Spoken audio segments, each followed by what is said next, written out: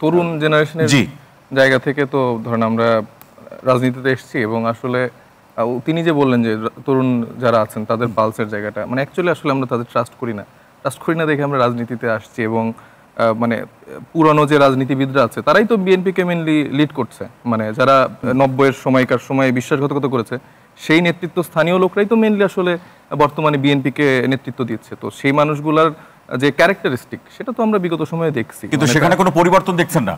1-1.5 বছরে তো আমরা কোনো পরিবর্তন দেখলাম না। সেই আগের পুরনো কালচার হয়তো মুখে মুখে কিছু বহিষ্কার বা কিছু এরকম লোক দেখানো নাটক আমরা দেখছি, অ্যাকচুয়ালি গুণগত যে পার্থক্য সেটা তাদের মধ্যে আসলে আপনাদের রাজনীতি দিয়ে কি পরিবর্তন দেখেন? হ্যাঁ সেটা আমি বলছি ভাই, আমার ঠিক সময় একটু বলেন না। তো সেই জায়গা থেকে বিএনপির জায়গায় আমরা ওই গুণগত পার্থক্যটা দেখিনি।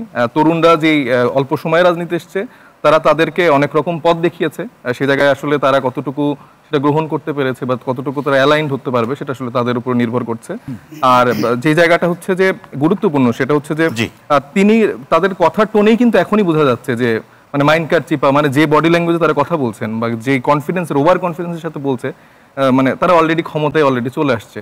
টোনটা এরকম, কারণ স্বাভাবিক আপনার ডিসি ওসি মানে প্রশাসনিক যে জায়গাগুলো যে সেট আপ দরকার একটা ইলেকশন আয়োজন করার জন্য বা ফাংশন করার জন্য, আগের কায়দায় তো তারা অলরেডি এটা কমপ্লিট করে ফেলছে। এখন খালি সময়টা হচ্ছে যে কখন আমরা ওই চেয়ারটায় বসবো, চেয়ারটায় বসে ডোন্ট অফ ডিসেন্ট বা যা যা আছে না কেন তাদের মন মতো করে তারা এটা বাস্তবায়ন করবে। তখন কিসের মানে জুলাইয়ের তরুণরা বা যারা আছে না কেন তাদেরকে তাদের দেখার বিষয় থাকবে না।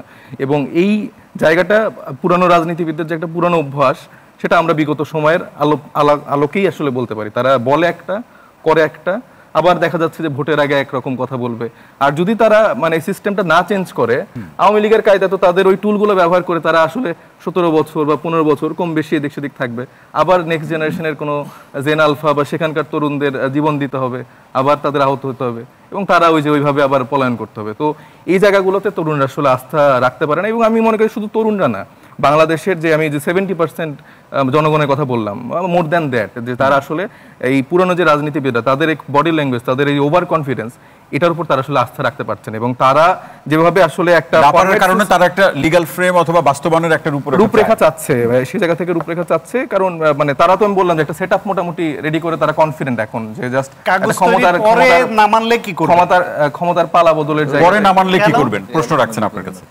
আপনার শেখ হাসিনা অনেক কাগজ তৈরি করেছিল, সংবিধানের এই স্বাধীনতার চেতনা, মুক্তিযুদ্ধের চেতনা, বাবার চেতনা, পরিবারের চেতনা, এই হাত দেওয়া যাবে না, অপরিবর্তনযোগ্য আছে ওইটা। সুতরাং কাগজের পরিবর্তন করলেন জোর করে আপনারা, ইচ্ছার বিরুদ্ধে বাধ্য করে কাউকে, সেটা XYZ জামাত হোক, বিএনপি হোক, অন্য হোক, পরে এসে মানলো না, তখনও তো সে একই প্রতিবাদী লাগবে। দেখেন এই মানা না মানা এবং কাগজ হলেই কি হাসিনা সিনড্রোমটা বলছেন ভাই, মানে ভুল প্রেক্ষাপটে আপনি উল্লেখ করছেন। প্রেক্ষাপটটা বরং যে আপনারা যে সাইডে আছেন সেই সাইডটাকে উল্লেখ করা উচিত। কারণ আপনাদের ক্ষেত্রে মানা না মানা, গায়ের জোরে তাল গাছটা আমার, সেই জায়গাগুলো বারবার আপনারাই আনছেন। এই জুলাই চার্টারের কিন্তু আপনারা জুলাই চার্টারের বিষয়গুলো হিউমিলেট করে আমাদের থেকে আপনারা ইনভাইট করেন কথাগুলো। আপনারা যে রাজনীতি দিতে চেয়েছিলেন তার কত শতাংশ দিতে পেরেছেন? আপনারা নারী কেলেঙ্কারিতে জড়াচ্ছেন, আপনারা আর্থিক কেলেঙ্কারিতে জড়াচ্ছেন, আপনারা দম্ভ দেখাচ্ছেন, আপনারা এই উপদেষ্টাদেরকে নিয়ে প্রকাশ্যে বলে দিতে পারছেন যে সেফ এক্সিট মৃত্যু ছাড়া সেফ এক্সিট হবে না। আপনাদের প্রতিনিধি এই 2 সপ্তাহ আগে একটা আলোচনা অনুষ্ঠানে একটা সংবাদ মাধ্যম কমিশনের প্রধান ছিলেন, তার প্রশ্ন করছিলেন যে আপনারা একটা টেলিভিশনকে চ্যানেলকে অনুমোদন দিয়েছেন, উপদেষ্টা নিজে অস্বীকার করেছে আমরা কোনো অনুমোদন দিইনি, আর আজকে আপনাদের লোকদেরকে দুটো দিয়েছেন।